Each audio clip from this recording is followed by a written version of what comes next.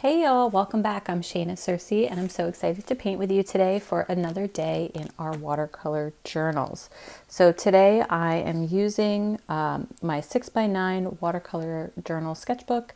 This is a Bao brand, 100% cotton, 140 pound cold press paper in here. I have a variety of brushes over here, all rounds in different sizes. I'll go over them as I use them.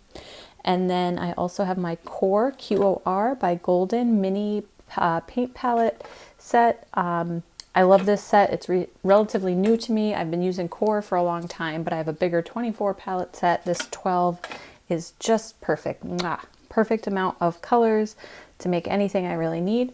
Then I also have over here just a larger enameled butcher tray, metal enameled butcher tray where I can do some bigger puddles of mixing. Some water and we're good to go. All right, so today we are going to be doing, I need to practice or would like to practice some trees, but I want to do, my trees tend to be very dense and very vibrant and bright and colorful, and I want to try to get some airiness into them and practice some trees that actually have multiple kind of components to them rather than one big like shape of a tree. Those that have lots of little branches that go up into lots of different parts. So, and then maybe even practicing like a bank of trees as well. So that's what I'm going to practice today. For colors, let's see. Of course, sap green is going to come into play, but also there's a lot of different colors in our trees and our foliage. I have some yellow here, so this is bismuth yellow that I will pull in there. Also maybe some ultramarine. Should have got these wet ahead of time. Some ultramarine for some of the shadows. Then I have a couple of browns in here.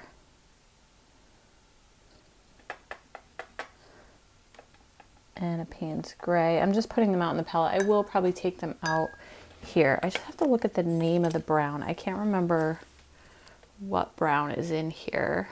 It's a burnt umber and transparent brown oxide. So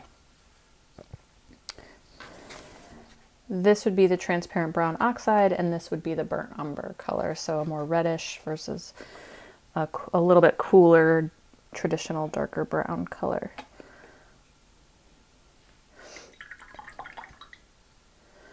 All right, and then of course I might even throw a little bit of some kind of orange in there, maybe brownish orange. Can definitely be part of this mix. All right, so I'm gonna start by actually wetting my page for this. I'm gonna try this as a technique where I'm gonna go through, I'm gonna make some of the shapes. You'll see them in a moment, kind of where I'm going with this, of my tree. And then I'm going to add the paint to them so that it's more of a wet on wet and it feels like a little more organic. So I'm just going to drop in, and especially with Core just moves so beautifully. I'm going to drop in into some various areas. I'm going to pick up some yellow.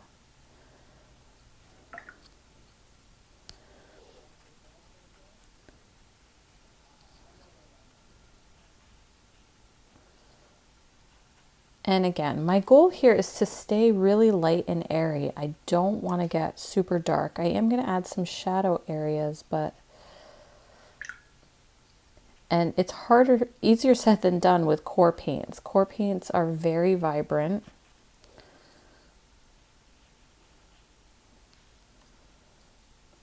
All right, I'm going to pick up some of this brown, but I'm actually going to switch to a size 2 brush here.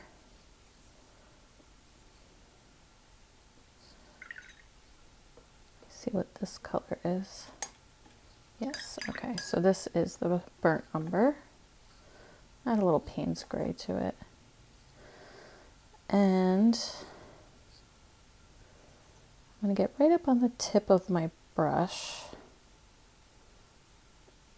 and create some pressure, but lift up as I kind of get to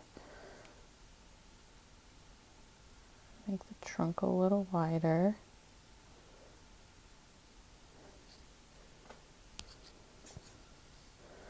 But again, I'm trying to create some of this separation in like lots of different limbs. So those are going to travel between these areas in these kind of blank spaces. I let it run in.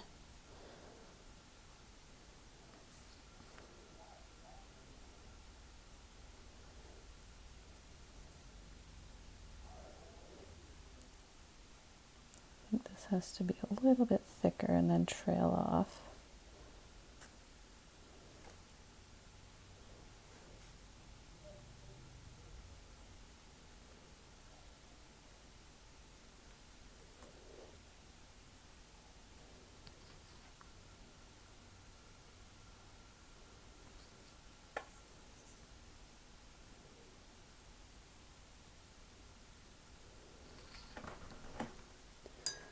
Okay, I'm feeling okay about that. I do want to add some shadow color, so I'm going to use some of this Ultramarine, but I'm going to mix it out here with lots of water, because again, I want it to be a darker value, but not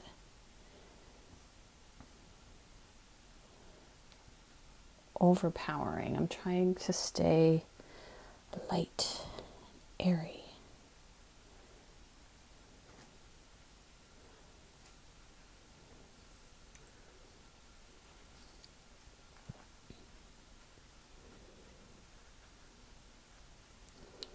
I might even come in with a little more sap green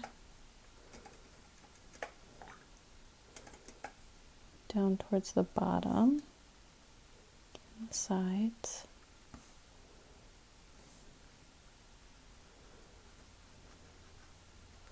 I'm feeling pretty good about this. It looks a little bit like fun cotton candy. Who wouldn't want a cotton candy tree? This is just very different than how I usually approach things. I'm going to pull in a little bit of this orange, which is just going to create like some brown tones.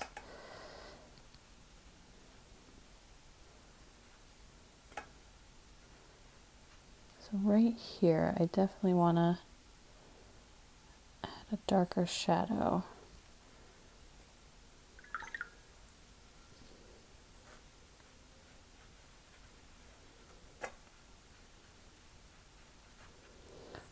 All right, I think I'm going to let that dry, and I'm pretty happy with that. Right here is a little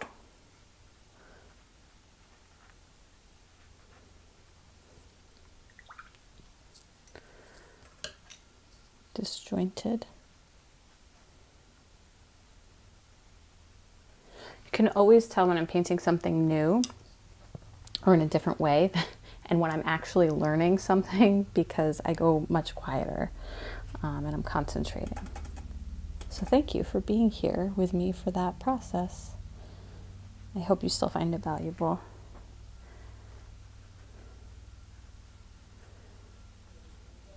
Okay, I'm gonna let that be, and I'm going to move on to another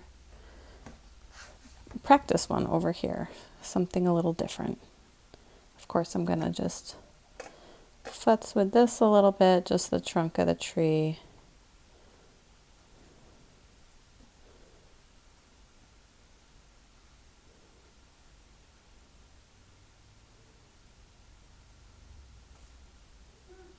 There we go. Okay, I'm gonna let it be, and then we're gonna move on. All right, so what I'm gonna do over here is I think I'm gonna try to do like a bank of trees, but again, try to stay light.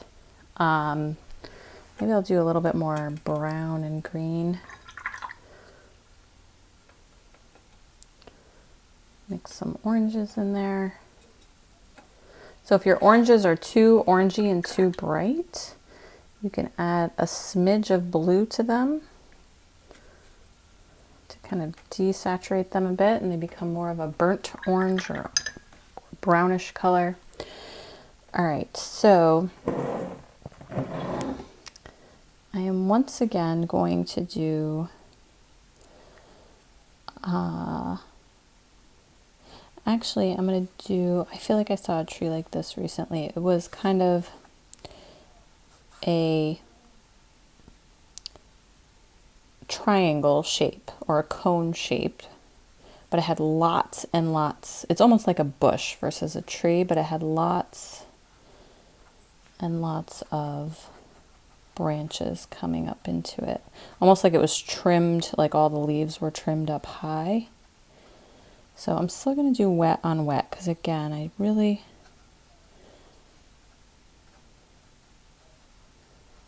might be getting a little wide there.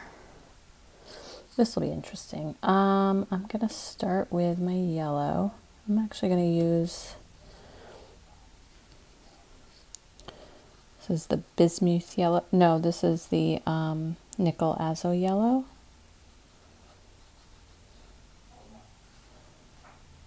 And I'm going to build up from the bottom.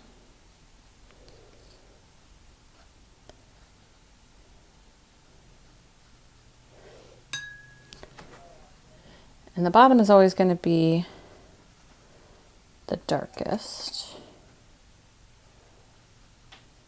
unless something is lit from the bottom.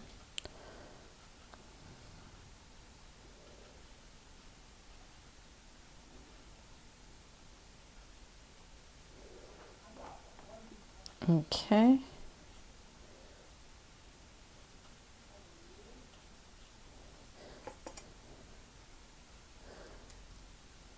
Okay, stay light and airy. I really want to put this really dark color in here, but I'm going to try to be very strategic with it.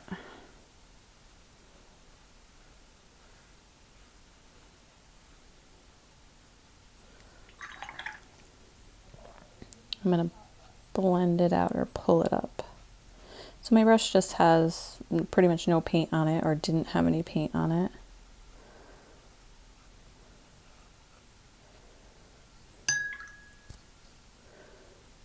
And I left this white spot here, which I think I am going to use. So let's pull out some of this blue.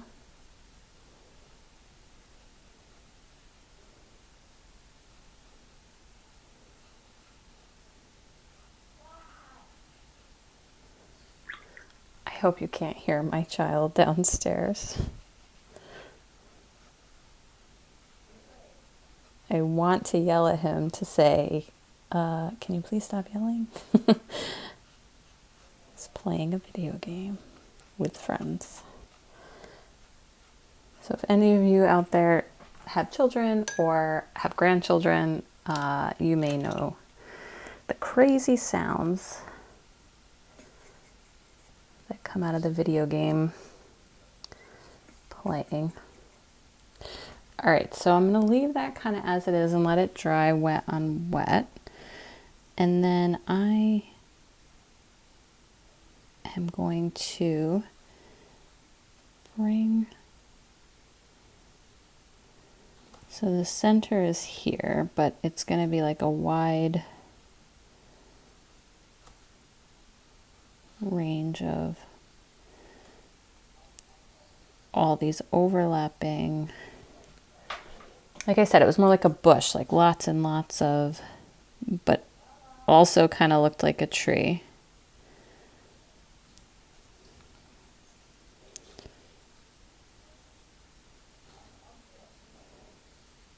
Like the top looked like a tree, the bottom had just so much going on. Just kind of looked like a bush down here.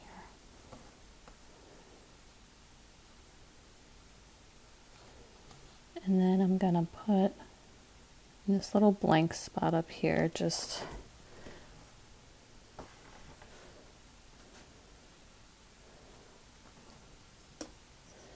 few little bits that you can see kind of poking through. That was a little much up here at the top. All right, so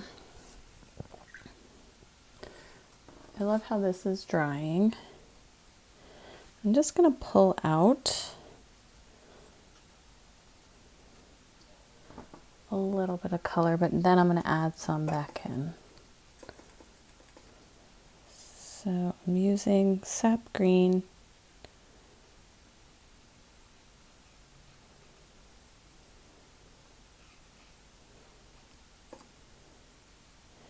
Just felt like it was getting a little muddy with the blue. So ultramarine is a granulating color, and it can do some funky things sometimes. Sometimes it's beautiful. So I've just mixed over here, you can see Payne's gray and sap green instead of the ultramarine. It's going to look super dark down here, but there's a lot of water down here as well, so it's going to mix with that. I'm going to rinse my brush off completely, dry it on my paper towel, and then I'm just going to kind of nudge and help what is going on here. Kind of move upward a little bit. I'm going to leave this little highlight up here, but I am going to wet it.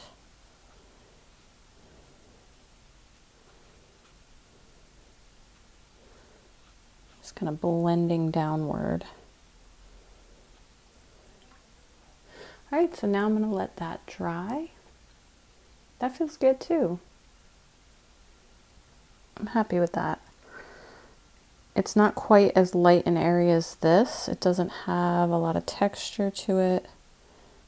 Like, I feel like maybe I could go back after it dries a little bit and add a few, maybe just doing this, a few little spots of slightly darker areas. It gives it a little more texture. It doesn't look so much like cotton candy or a fluffy cloud. Okay, so I'm gonna let that set, and then maybe I'll do something here in the background, or like do a bank of trees, a small bank of trees. All right, so while that is drying, I'm going to just do wet, make this area wet. I'm actually gonna pick up my quill brush. Just a big quill mop brush. It adds a lot of water really easily, really quickly. Work around these trees, and I'm just wetting this whole area. And now I'm going to use some of this orange that I have over here that I mixed a little ultramarine with, and this brown. Mix it out here in just a little bit bigger puddle. And while this is wet, I'm just going to maybe go from the bottom.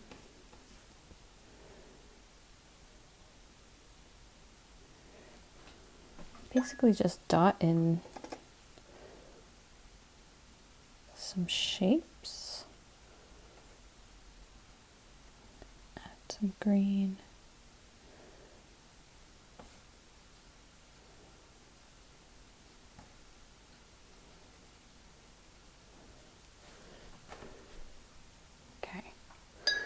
Now, I'm not going to go crazy. I'm just going to let that sit. These are trees way in the background. They should be soft and fuzzy. That's what happens when things get really far away from us. We lose all of the hard details. And we just see general shapes.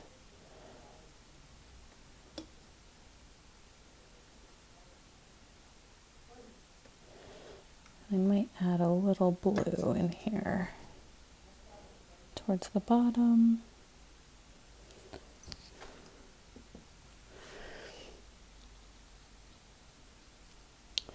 I notice my ultramarine doesn't like to travel as far as the rest of my core paints, and that's probably just because it is it's got some heavier particulates in it, what gives it the actual color itself, which is why it's a granulating color. It separates. Oh, the brown sure travels. So I was going to put in just, it's still a little too wet down at the bottom here, so I'm just going to blend that out.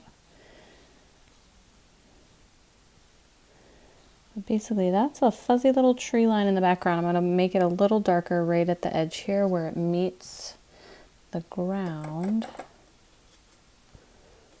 but then kind of coming away.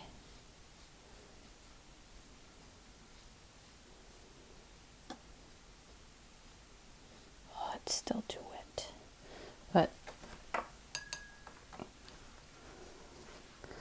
so this is the grass or the ground line here forward, and I'm going to let that dry and then basically add a few little details that create some separation, probably a darker area here, but I'm not going to let it dry completely. So I'm going to wait a few minutes to let it dry kind of mostly. I still want it to be soft so that some of the paint bleeds a little bit. It shouldn't even bleed. It should kind of like just slightly seep at the edges, but hold its shape. So that is a waiting and a timing game. So I'm going to do that. I'm going to mix up some darker, this sap green is good. It's sap green and Payne's gray again. And I'm watching it dry and I can see like the sheen of it changing, like it's getting slightly duller and duller, but it will take time to change. So we're going to wait for that.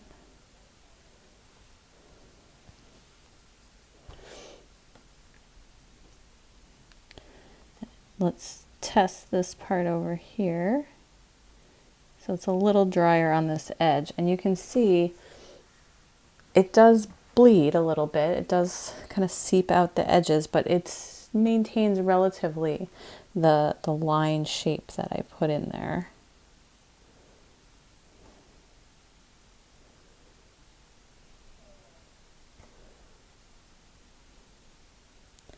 Didn't kind of completely lose the whole thing all at once.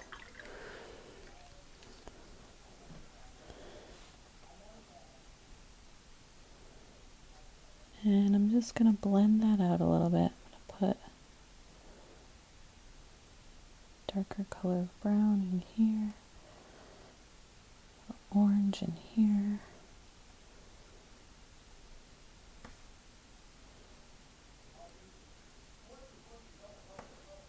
And I'm going to add just a little brown, I think, kind of to the whole bottom here.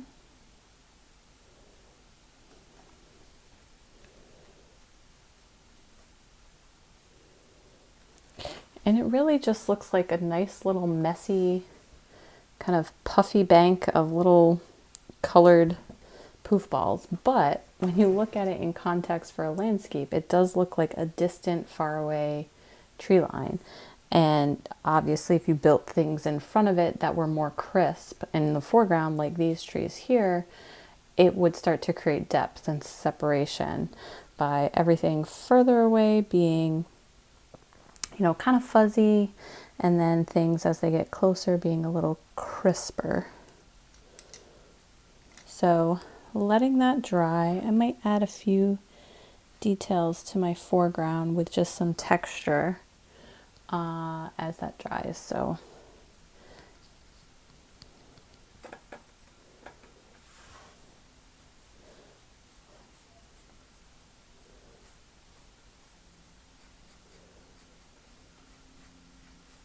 little dry brushing, even though it's not completely dry yet.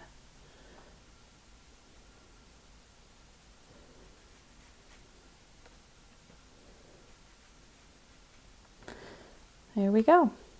So that's some tree practice, me trying to be a little lighter, a little not as heavy-handed with my trees as I can get sometimes. These are really fun over here. I like what's happening in these interesting shapes.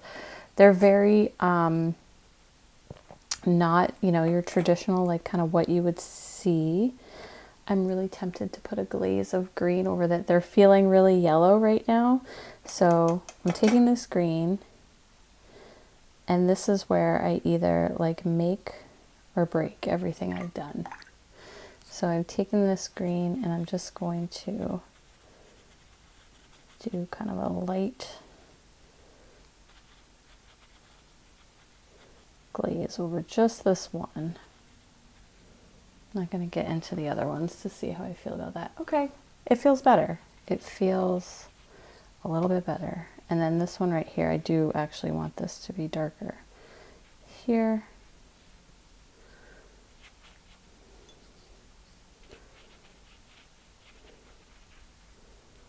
And yeah, okay, now we'll leave it. Now we will leave it. It's hard not to keep fiddling with it. Well, thank you so much for watching and practicing and experimenting along with me. I'm Shayna Cersei. Don't forget to check the description for links to supplies and materials. Share this with a friend. Don't forget to like the video, subscribe to the channel if you're new here. And thank you again for watching. I'll see you for another watercolor journal page very shortly. Take care, y'all. Happy painting.